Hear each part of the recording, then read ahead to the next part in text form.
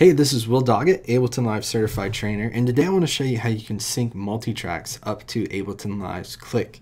Now the reason you may want to do this is if you want to replace the included click sound with your own, or one thing I do is I always use my Foundations metronome and drag that in so that I have a consistent click sound across all my multitracks and all my projects.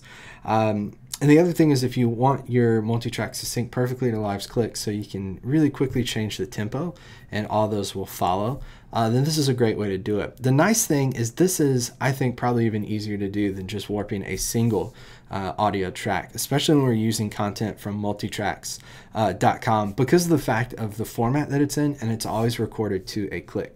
So for the example today, we're in the Christmas spirit and we're going to use Joy of the World by Lincoln Brewster from his Christmas album. And we're going to use that and we're going to sync all these tracks to Live's click, and I'm going to show you how easy it is to do that. So the first thing we have to do is we have to get all of the tracks the same length. So we're going to select just beyond the end of the longest clip here. We're going to highlight all of these, and then we want to consolidate these. That means we want to re-record them so they're all the same length. We're going to use our Command J shortcut, or we can go up to Edit and choose Consolidate here. Shortcuts are always the best way to work. So we're just going to do Command J. That's going to quickly consolidate this. Now the time that this takes may depend on your computer or the size of the files, how many tracks are included in there, and also the sample rate and the recording quality that you have selected in Live's preferences.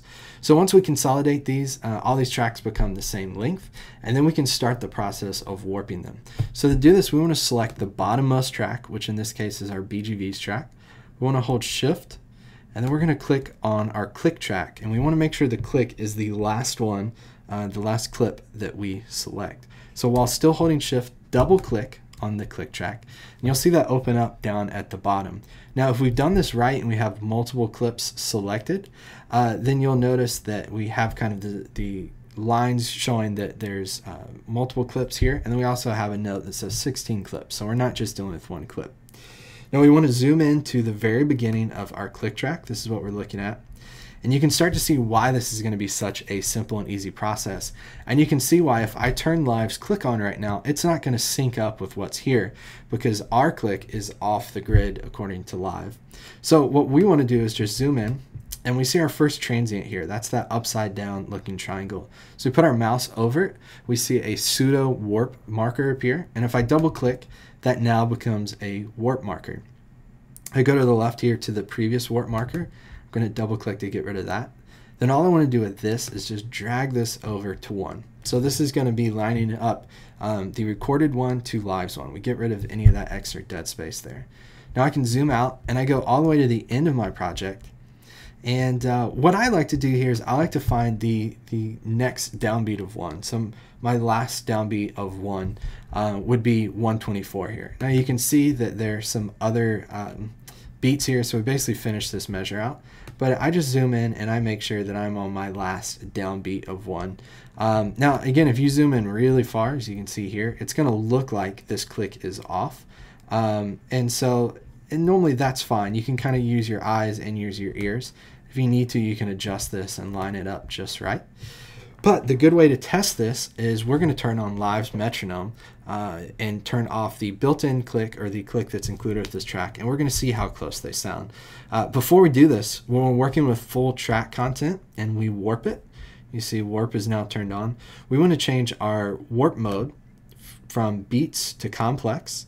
If complex isn't available to you, if you're working in Live 8 or you're working in Live 9 intro, Live 8 intro or Live 9 intro, then you can use tones. That's going to work better for full songs than beats is. So I'm going to select complex because I'm on Live 9 Sweep. That's also available in Live 9 Standard.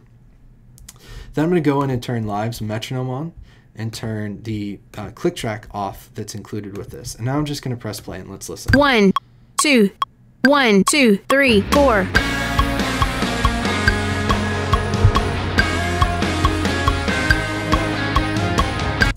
And you can see if we go later in the song,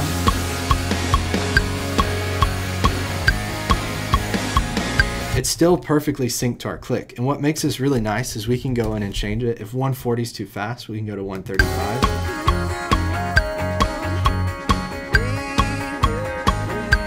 going to automatically adjust to our click, and it's automatically going to sync all those multi-tracks to whatever Live's master tempo is. So that's a benefit of syncing multi-tracks and warping multi-tracks to Ableton Live's built-in metronome.